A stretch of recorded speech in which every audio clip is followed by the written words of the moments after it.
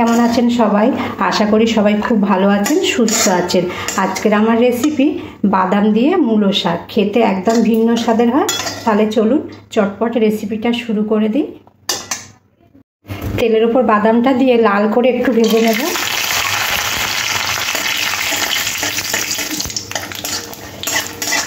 বাদামটা লাল করে ভাজা হয়ে গেছে, এরপরে তুলে নেব।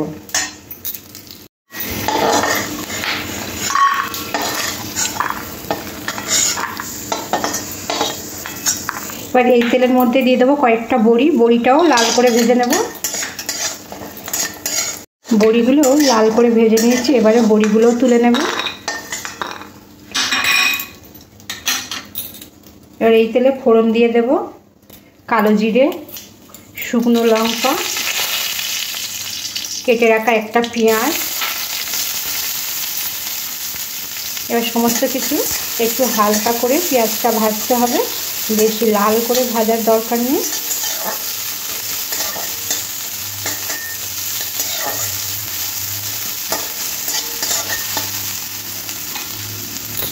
পেঁয়াজটা খুব বেশি ভাজিনি, দেখুন একটু নরম হয়ে গেছে। এর মধ্যে দিয়ে দেবো কেটে রাখা মূলো শাক।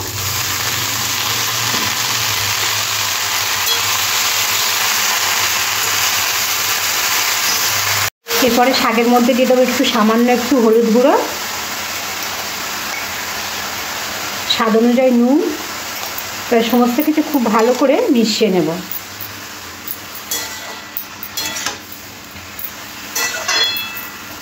এবার গ্যাসটা কমিয়ে দেবো, দিয়ে 5 মিনিটের জন্য ঢাকা দিয়ে দেবো, তাহলে শাকটা তাড়াতাড়ি নরম হয়ে যাবে। এরপরে ঢাকাটা খুলে নেব।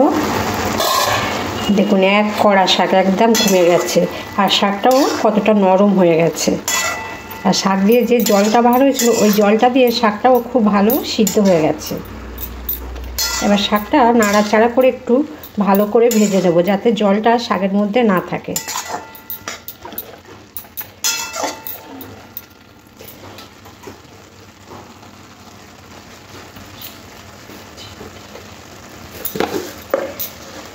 এরপরে শাকের মধ্যে একটু চিনি দিয়ে দেবো। শাকে একটু চিনি না দিলে খেতে ভালো লাগবে না। এবার চিনিটাও মিশিয়ে নেব শাকের সাথে। এবং শাকে এখন অনেকটাই জল আছে, এই জলটা পুরো শুকনো করে নিতে হবে। শাকটা অনেকটা ভাজা ভাজা হয়ে গেছে, এরপরে দিয়ে দেবো এই বাদামগুলো, আর তারপরে একটু দিয়ে দেবো কাঁচা সর্ষের তেল। দিয়ে সমস্ত কিছু আরও ভালো করে মিশিয়ে নেব।